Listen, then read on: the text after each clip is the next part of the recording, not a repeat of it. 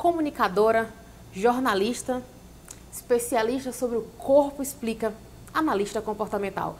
Hoje estamos recebendo aqui na nossa sala, agora também a sua sala, o entrevistando ela, maravilhosa, uma mulher empoderada e não só no sentido da palavra, vamos dizer, no modismo, mas empoderada mesmo. Aquela mulher que quando nós olhamos para ela, nós sentimos algo bom. Estamos recebendo hoje aqui ela, Isabel Ferreira. Boa tarde, minha linda, tudo bom? Muito feliz hoje de estar aqui com você, viu, Isabel? Obrigada, Samla. É um prazer estar aqui com você. Você que tão generosa nas palavras comigo, né? Que a gente fica até um pouco constrangida. Mas muito obrigado. Eis-me aqui para a gente bater esse papo gostoso, para a gente falar desse tema que eu amo tanto, que é a mulher. Não, é uma mulher realmente maravilhosa, vocês já puderam perceber. Olha, uma coisa que eu tenho para falar para vocês, quando eu vi Isabel pela primeira vez, sabe quando a gente olha para aquela pessoa, a gente sente uma empatia de primeiro? Conheci Isabel em um dos eventos de empreendedorismo e quando olhei para ela eu falei, que mulher maravilhosa, uma mulher convicta de si, que não se importa com o que as pessoas falam sobre ela e especialista sobre o corpo explica. Ela é analista comportamental. Você sabia que o seu corpo fala muito sobre você? A forma que você se expressa, o jeito como é, até o próprio biotipo do seu corpo, né, Isabel, diz muito sobre você. Então, hoje nós queremos saber sobre essa Isabel mãe, esposa, filha, queremos saber um pouco mais também sobre as intimidades de Isabel, as pretensões, os anseios dela para esse ano, os novos projetos e, com certeza, um pouquinho dessa palhinha sobre o Corpo Explica. Fique à vontade, meu amor. Agora é todo seu. Obrigado. É um prazer estar aqui nesse primeiro programa seu, Seja né? Muito bem-vinda. Com você que a gente tem essa energia, essa troca constante. Então, assim, são vários os projetos que a gente tem. Então, projeto é o que não falta, né? Agora, a gente tem que ter uma organização para saber o que é que a gente vai começar primeiro, né? Ter uma sequência lógica para que a gente não fique perdida. Então, a primeira coisa hoje que eu estou me dedicando realmente é nas análises corporal, né? O seu corpo explica tudo por que você passa. Por exemplo, o fato de a gente ser um pouco mais gordinha, mais assim redondinha, tudo isso tem um porquê, né? Não é à toa que Samla é tão comunicativa. As pessoas que têm esse formato do corpo, naturalmente têm uma propensão a serem mais comunicativas. Que maravilha! Isso mesmo. E tem aquelas outras mais magrinhas, com a cabecinha mais alongada, não é? Com o corpo bem magrinho, até que a gente consegue ver os ossinhos. Essas pessoas são mais reservadas, são extremamente criativas, né? Mas elas são mais reservadas. E isso tem tudo a ver, né, com o processo que nós passamos desde a nossa gestação, da gestação até os 5 anos de idade. Durante esse tempo, passamos por 5 etapas. O nosso corpo e a nossa mente, né, as duas ali juntas, passam por 5 etapas. E cada etapa dessa, desde da gestação a você a começar a andar, né? Até ali os seus 5 anos de idade, você passa por essas 5 etapas que vão deixar, né, marcas no seu corpo, né? Vai formatar o seu corpo e também vai formatar o jeito que você pensa e você lida com as coisas. Por quê? Porque durante essas 5 etapas nós passamos por situações traumatizantes, né? Que deixaram ali, que de uma certa forma incomodou a gente e fez com que a gente criasse uma dor, mas também um recurso. Por exemplo, no caso aqui da gente, é a segunda fase, que se chama oral, né? Nós somos comunicativa. Qual é o recurso dessas mulheres e desses homens que são mais gordinhos, que têm esse corpo mais fofinho? Essas bochechinhas, por exemplo, que você tem, elas são extremamente comunicativas. Mas o que diz, o corpo dela fala sobre isso? O que é que o corpo dela está nos dizendo? Que durante aquele período onde a criança, quando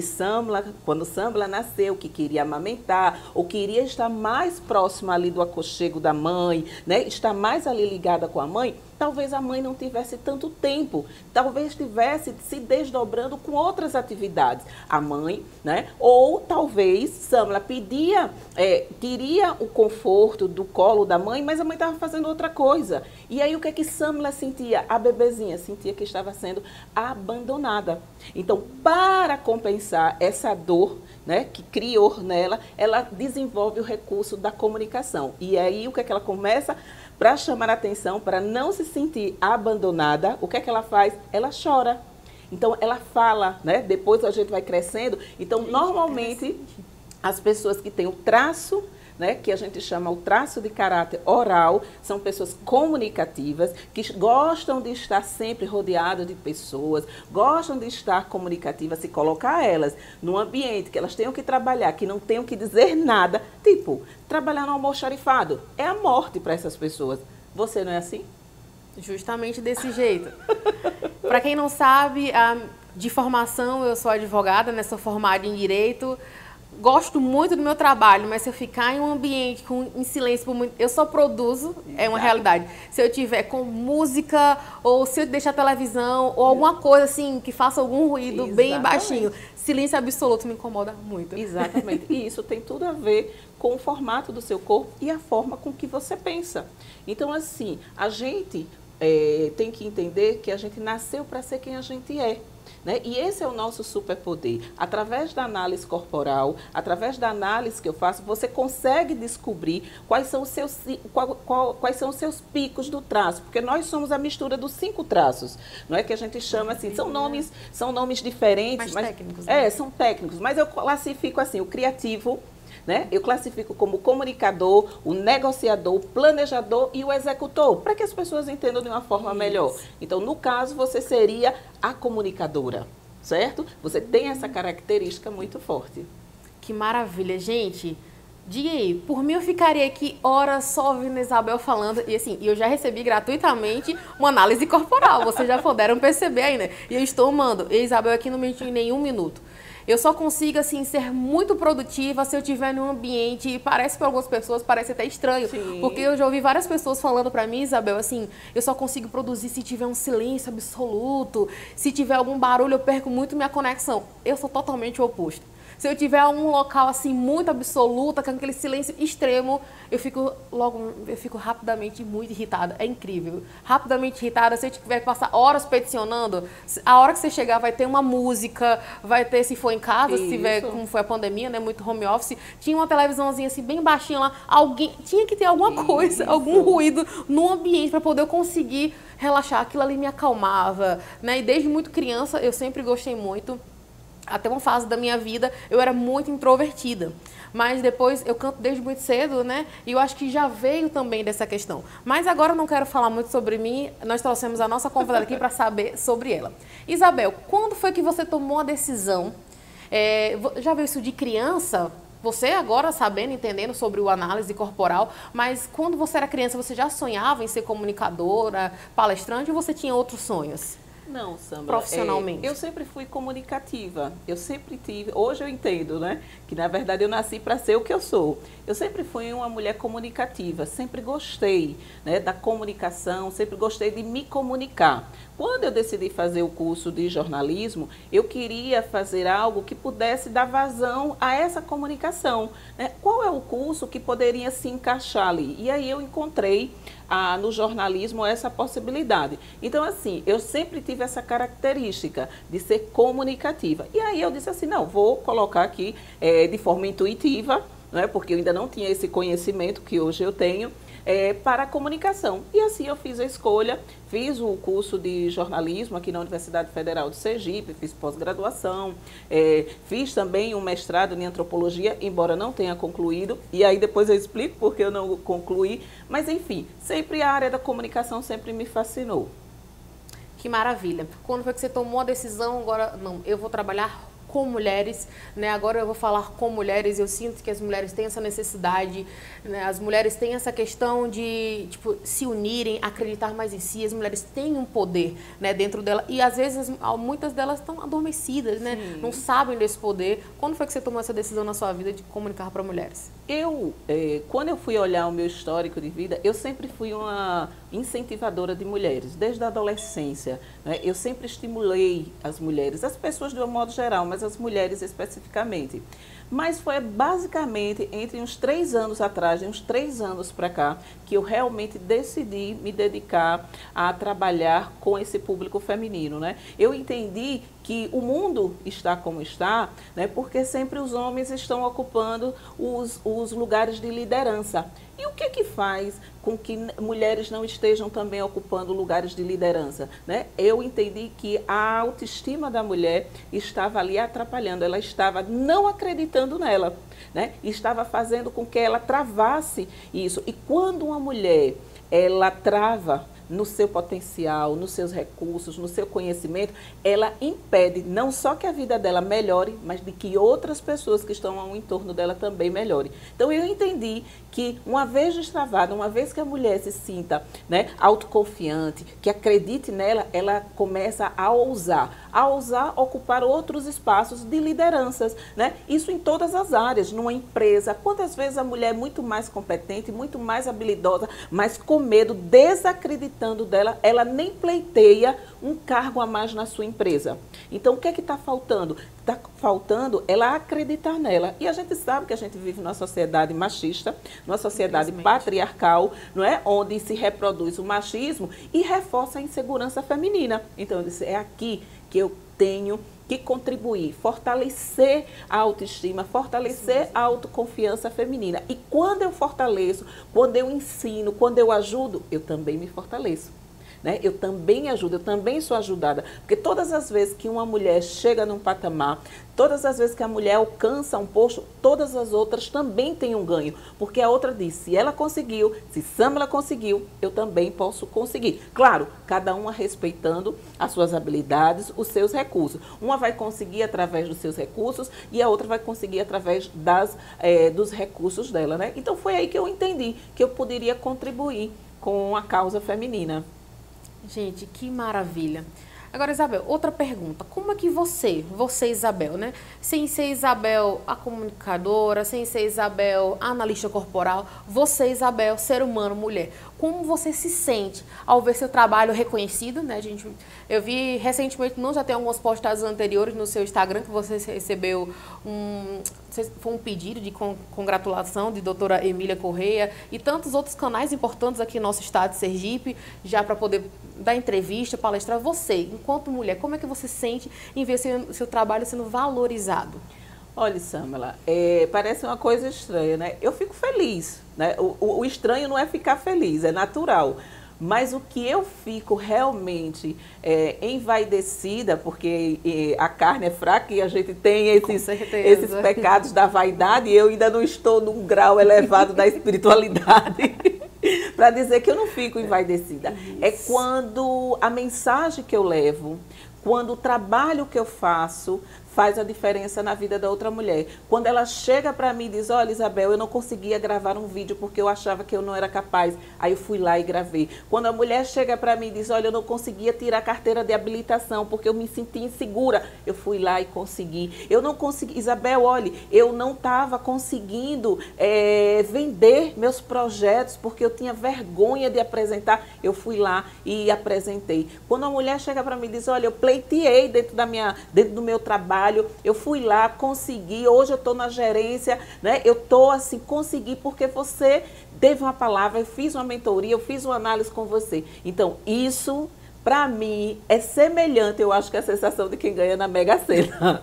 Então, assim, é claro que é importante o reconhecimento, porque através da publicação, através da publicidade, através da divulgação de um espaço como esse, outras mulheres passam a conhecer meu trabalho. Elas entendem que o que elas estão sentindo não é só ela, existem outras, e que existem outras mulheres também dispostas a ajudá-las. Então, assim, eu fico muito feliz, o reconhecimento da Câmara de Aracaju, através da doutora Emília, que é uma parceira, uma mulher extraordinária, né? Uma mulher dinâmica. Nós já nos conhecemos há um bom tempo, uma defensora pública, né? Que muito nos honra, né? A nós mulheres. Então, assim, eu fiquei feliz, porque foi realmente uma surpresa, né? E você fica assim, você que é ligado, né? Você que tem a sua fé e eu tenho a minha, eu entendo assim, que o pai está se agradando do trabalho que eu estou fazendo, não é? Então, assim, você está no caminho certo. Então, assim, através da minha convicção, mas aí você vai dando, o universo vai dando pistas a você que você está no caminho certo.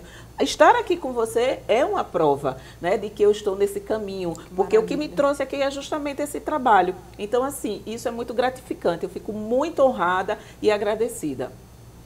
é justamente sobre isso. É saber que nós estamos trilhando pelo caminho correto, saber que o nosso trabalho está gerando resultado de transformações. Você poderia contar assim pra gente assim, um case de sucesso? Uma história rápida de alguma aluna, mentora sua, que foi um divisor de águas na vida dela, o trabalho da análise corporal, de todo o acompanhamento? Pronto, tem vamos dizer, um caso mais recente de uma cliente, não é, que estava num relacionamento. Ela estava num relacionamento com o parceiro dela e ela tem um perfil totalmente diferente do dele. E ela estava entendendo, acreditando que o erro estava nela, que as coisas que ela estava querendo para o relacionamento estavam equivocadas, porque o parceiro dela queria totalmente outras coisas. Por exemplo, ela era uma mulher oral, uma mulher comunicativa, uma mulher que gostava de falar sobre os seus sentimentos, que gosta também de ouvir que é necessária, que é importante, que é querida.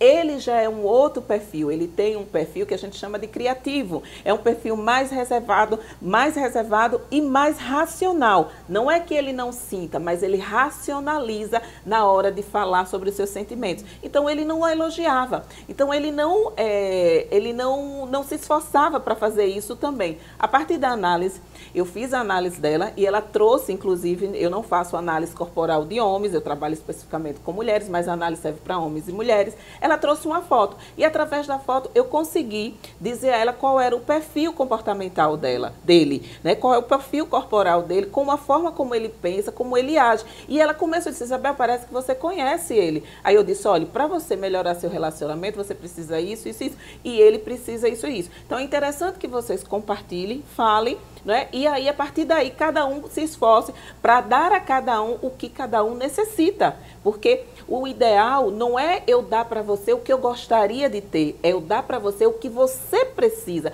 Porque nós temos necessidades diferentes. Nós queremos ser tratadas de forma diferente. Aí, às vezes, a gente diz, eu vou tratar os outros como como eu gostaria de ser tratada. Está errado.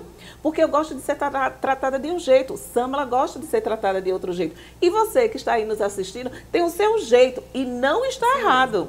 E não está errado. O seu jeito é o ideal. Então, a gente precisa se entender para que a gente possa o quê? Falar para o outro como a gente gostaria de ser tratada. Porque eu sempre digo isso, que a responsabilidade do nosso bem-estar não é do outro, é nosso. Né? É nossa, é minha. Eu não posso terceirizar a minha felicidade. Agora, se ali você não quiser chegar no consenso, não quiser me tratar do jeito que eu quero, tchau. Beijo e tchau. Então, assim, a partir dessa análise, uma mais recente agora, essa mulher começou a mudar. Ela entendeu e o relacionamento dela passou a melhorar. Tem outras também, agora recentemente, que ela não conseguia, era uma mulher que trabalhava muito, ela não conseguia entender porque ela sempre estava fazendo uma atividade, fazendo outra e não conseguia concluir. Então, a gente descobriu o perfil dela, descobriu que ela é uma mulher executora, mas ser sempre executora cansa. Ela precisava tirar um tempo para ela. Então, ela começou a fazer uma atividade física, ela começou coisas simples. Sabe? Coisas simples que começam a fazer a mudança. E a partir disso, ela começou a delegar e a se dedicar naquilo que era importante. Aí ela disse para mim, olha, Isabel, eu já ia comprar mais um curso agora, mas eu desisti, porque eu tenho outros e eu preciso concluir para depois fazer. Eu disse, beleza, maravilha. Então, assim, existiam outras mulheres que não estavam dirigindo porque estavam travadas, inseguras, passaram a dirigir. Mulheres que não estavam gravando vídeos, né, com medo, aquilo tudo, e aí passaram também a destravar, quer dizer, e mulheres que passaram a ficar mais autoconfiantes. Aí você diz, Isabel, mas uma mulher que destravou e passou a dirigir, e o que é que faz isso na vida dela? Independência. Ela não precisa mais de ninguém para levar ela para onde ela quiser. Então, se ela entende que ela pode dirigir um transporte, um carro, ela pode dirigir a vida dela e direcionar para onde ela quiser. Que maravilha, né? Se a gente tivesse uma plateia aqui, ia dizer uma salva de palmas, pessoal, uma salva de palmas. Isabel, uma coisa muito interessante que você falou é que simplesmente através de uma foto você já conseguiu fazer análise corporal do esposo dessa sua aluna, dessa sua cliente. Simplesmente, então, através de uma foto você já consegue ter, assim, as principais características para poder falar algo sobre a pessoa? Consigo, através de algumas fotos, não é? Você precisa ter, na verdade, na análise corporal, quais são as partes que eu analiso? Eu analiso o rosto, o formato do seu rosto, dos seus olhos, da sua boca, do seu tronco, do seu quadril e das suas pernas. Parece assim, aí quando acaba a análise, a pessoa diz, é mágica. Não, não é mágica, não, é ciência mesmo. E a base disso vem lá de Freud, vem lá de Reich, toda essa fundamentação teórica. Aí as pessoas dizem, você é psicóloga? Não, eu não sou psicóloga. Eu tenho uma formação de líder coach, eu sou jornalista, sou pós-graduada na área de comunicação e de análise corporal, não é? Mas o que eu faço não é terapia, mas eu sempre digo que é terapêutico, não é? Tem pessoas que estão fazendo análise e fazendo terapia e fazem também análise corporal. E tem psicólogos que estão também utilizando essa ferramenta. Né? Exatamente, porque fica mais fácil você chegar no problema. Não é? Chegar na origem do que faz com que você, muitas vezes, não consiga fazer algo na sua vida, não consiga sair de um relacionamento abusivo. Por que você? Todo mundo fala, como é que fulana consegue ficar nesse relacionamento? Ora, há uma dependência emocional aí e o corpo explica por conta disso. Então, é uma forma de ajudar a você ressignificar as suas dores existenciais, que todas nós temos, todos temos, não é? Alguns têm uns traços de uma dor mais acentuada do que a outra, mas todos nós passamos por essas situações traumáticas. Porque, veja, a gente estava lá na barriguinha da nossa mãe, quentinho, de repente ele veio para o mundo. Já foi um trauma. Exatamente, imediato. Já é um trauma. Então, além do ambiente que aquela criança vive, além da forma como essa criança vai ser tratada, educada, existe também a genética e existe a percepção da própria criança. E isso vai fazer com que ela tenha um modelo de pensamento e um formato do corpo. Então, para poder conseguir compreender melhor, eu creio que vocês aí de casa também, para poder se compreenderem melhor. Então, desde o processo gestacional, sim, no caso, a forma que a criança está sendo gerada, sim, ou seja, também o que ela recebe do meio externo, seria isso? Ou só internamente do ventre já contribuiria para essa questão? Veja só como é assim, ela já vem. Todos nós ali, né, tem a sua carga genética. Isso, então, por exemplo, a pele da gente, né, e isso contribui. A gente tem uma genética que aí, não, a gente não descarta isso. Só que não é o foco da análise corporal. Certo. O que é que eu falo quando um ambiente? A criança está ali, naquele ambiente quentinho, está sendo formada ali. Isso. Aí vai que acontece que aquela gravidez é uma gravidez inesperada. A mãezinha ainda não estava preparada, ou a mãe estava passando por alguns problemas, estava num relacionamento abusivo, ou estava com 5, 4 filhos, meu Deus, vai engravidar novamente, ou tomou um susto. Qualquer coisa que a mãe passe, aquela criança vai sentir. E se for algo que de forma sistemática, o que é que aquele bebezinho ali que está ali se formando vai sentir? Quando ele se mover, ele vai entender que quando ele se mexe, na verdade, quando a mãe se mexe, ele acha que é ele. Então, ele vai ficar mais quietinho.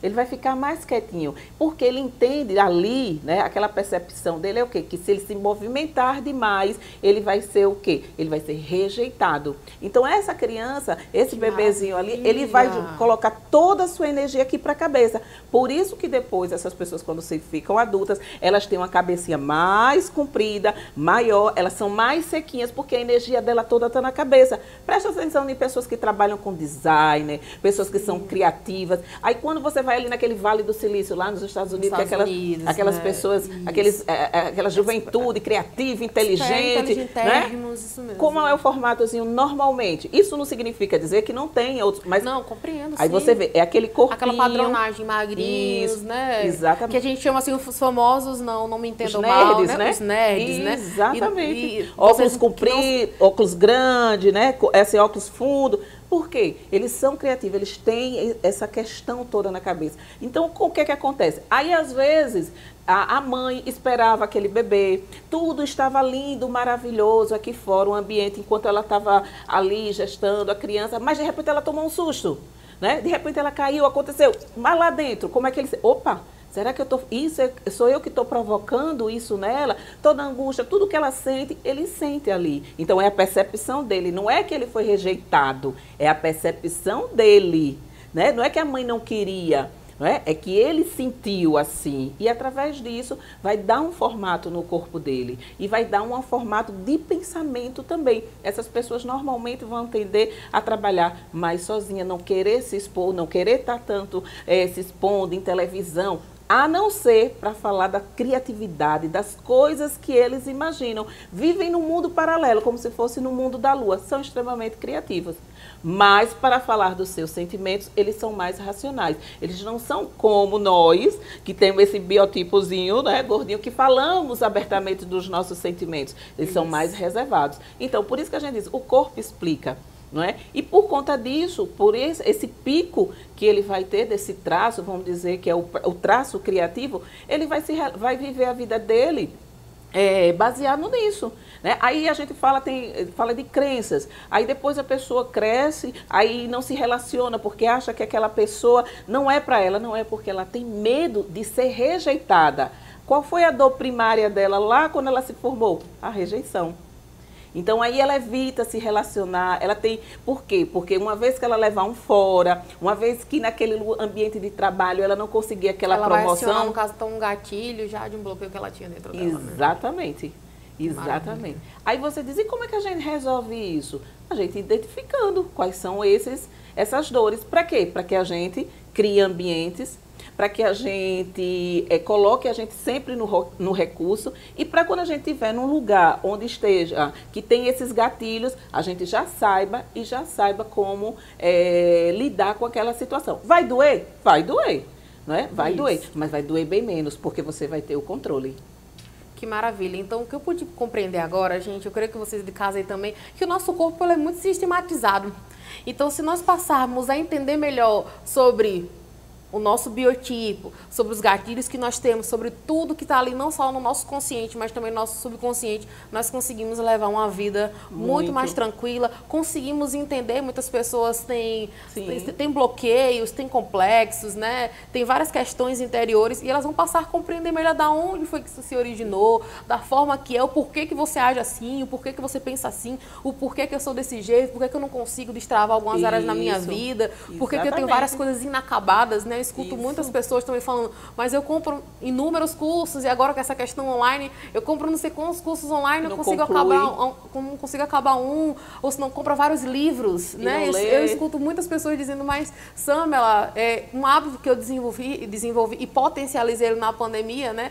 Foi a leitura, porque era tanto televisão e aquilo estava começando a me deixar entediada. Eu não vou mentir. Também tudo em excesso não é legal, né, gente?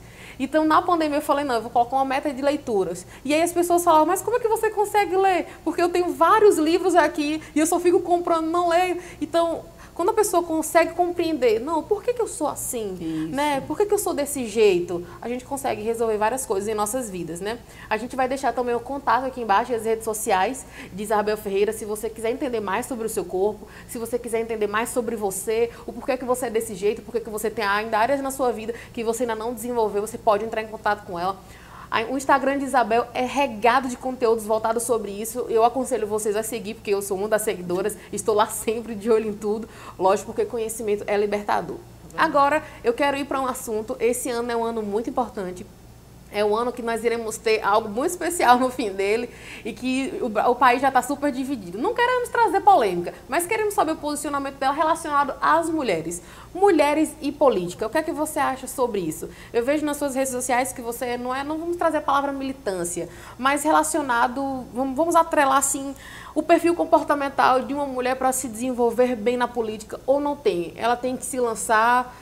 E aí, Isabel, o que é que você tem para dizer para a gente com isso? Veja, é super importante a mulher e política, tem tudo a ver. Apesar de a gente ter vivido a vida toda da gente, né, as mulheres ouvindo dizer que política não é lugar de mulher, eu venho aqui contrariar essa afirmação e dizer sim, que política é lugar de mulher, porque é dentro da política que toma as principais decisões que interferem na minha vida, na sua, na de toda a comunidade. Você pode ser médica, pode ser jornalista, pode ser advogada. representada, mas as leis que são feitas no Congresso, na Assembleia, que interferem na minha vida e na sua, necessariamente não são feitas por jornalistas nem advogados, são feitas por parlamentares, que não necessariamente têm uma formação específica. Então, se a política é o lugar que cria as leis, que interfere na população, diretamente na vida da população, e se a população é essencialmente, predominantemente feminina, então é justo que a política seja um reflexo da sociedade. Então, que a mulher esteja para a política, esteja na política também.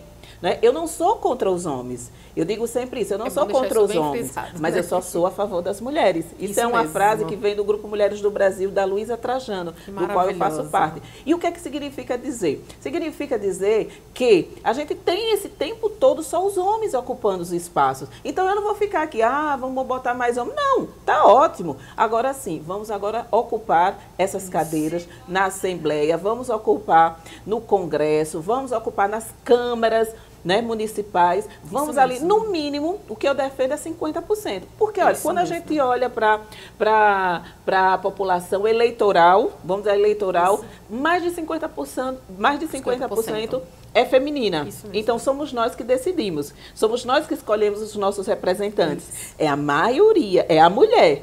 Então, se nós servimos para votar, nós também servimos para ser votadas. Então, e é extremamente importante, Sâmela, não só por isso, mas porque o mundo está, como eu disse logo no começo da nossa entrevista, porque os espaços, né, importantes estão sendo ocupados somente pelos homens. E é importante a presença feminina porque ninguém melhor do que a mulher sabe cuidar e cuidar do outro. E a política precisa disso, de cuidar de quem precisa, das pessoas menos favorecidas, das minorias. Nas minorias não é enquanto quantidade, não, é minoria enquanto direitos adquiridos. São as mulheres negras, são os idosos, são as crianças, né?